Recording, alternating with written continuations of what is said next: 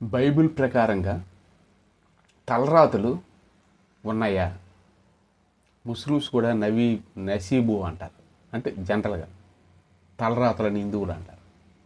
అలాగే మనలో కూడా తలరాతలని ఉన్నాయా? తాతలు చేసిన పాపము పిల్లల మీదకి వస్తుందా? మళ్ళీ ఇంకొక జన్మ ఉందా రాతల ప్రకారంగా అనేది మనము మాట్లాడాలి. కొన్ని విషయాలు తెలుసుకుందాం.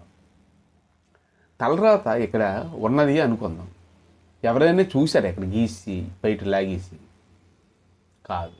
వాడికి ఏదైనా డబ్బు దొరికింది అనుకోండి, నా నసీబు నా రాత బాగుంది దొరికింది అంటాడు. వాడు డబ్బు పోయింది అనుకోండి, నా రాత బాగోలేదు అంటాడు. అలాగే పోయినా రాత బాగోలేదు, వచ్చినా రాత బాగుంది అంటాడు.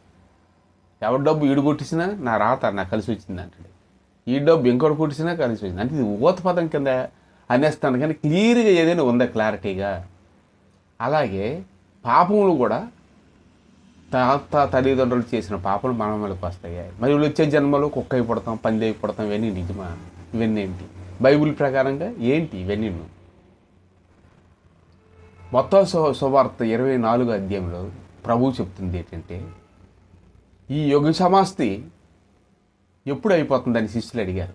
అలాగా వెళ్తుండగా కొన్ని దేవాలయ కట్టట్లు చూపించారు. చూస్తే ప్రభు ఆ మాట చెప్పి, ఈ కట్టడలు ఉన్నాయి కదా, ఒక రాయి మీద రాయి అయినను ఒక రోజుని పడద్రోయబడుతుంది, ఇది ఉండదు అని చెప్పాడు. అది ఎప్పుడు చెప్పాడు? క్రీస్తు శకంలో యేసుప్రభు భూమి మీద పుట్టినప్పుడు శిష్యులతో వెళ్తున్నప్పుడు.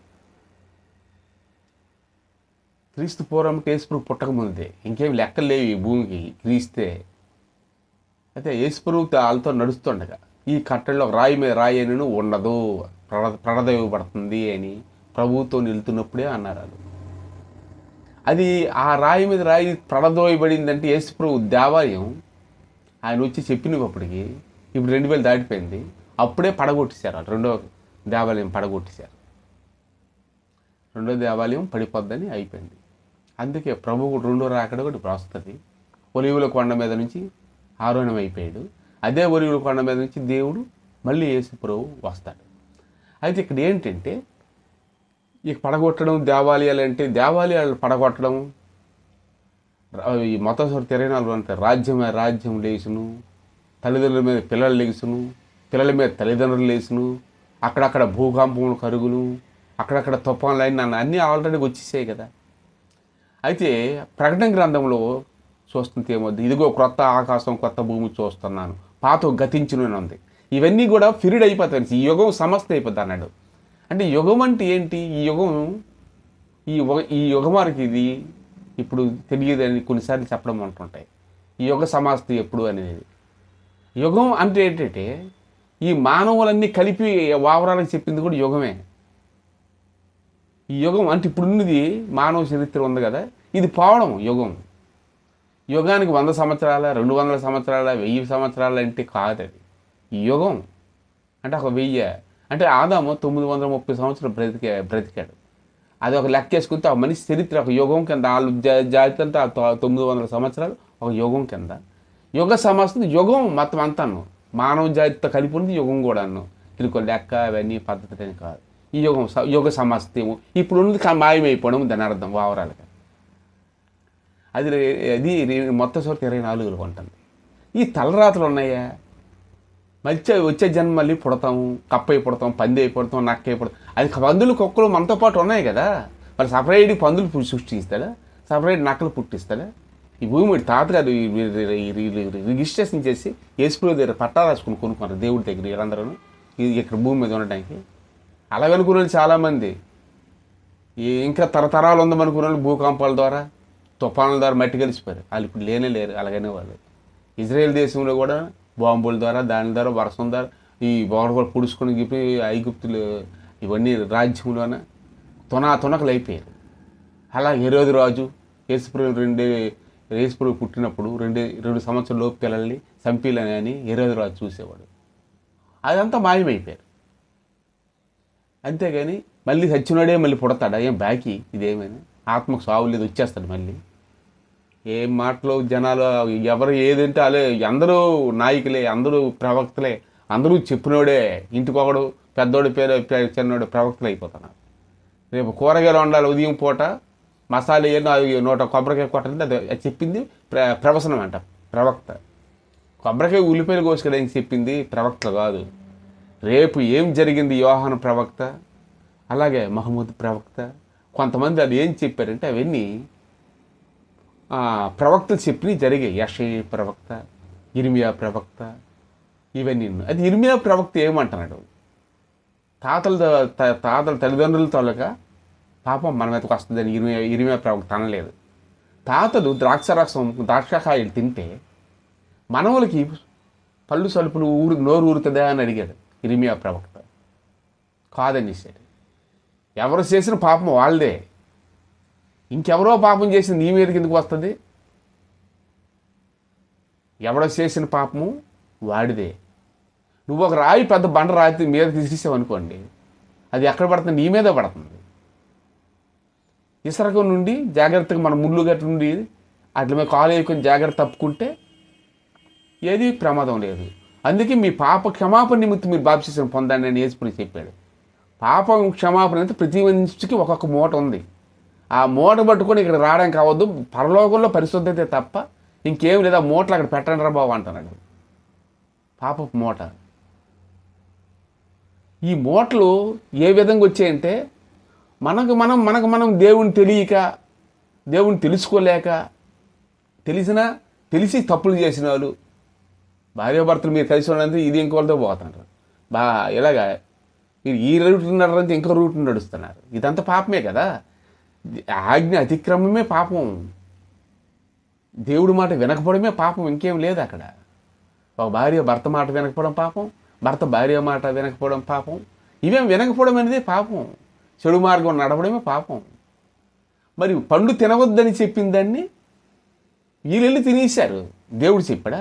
అక్కడ సాతానాత్మ భూమి మీదకి వచ్చింది అంటే తినేయడమే. ఇప్పుడు గన్నేరుపప్పు ఉంది భూమి మీద, జీడిపప్పు ఉంది. మరి జీడిపప్పు ఎందుకు తింటాను, గన్నేరుపప్పు ఎందుకు తింటా? తినేయండి, తినేసి పోతాం కదా.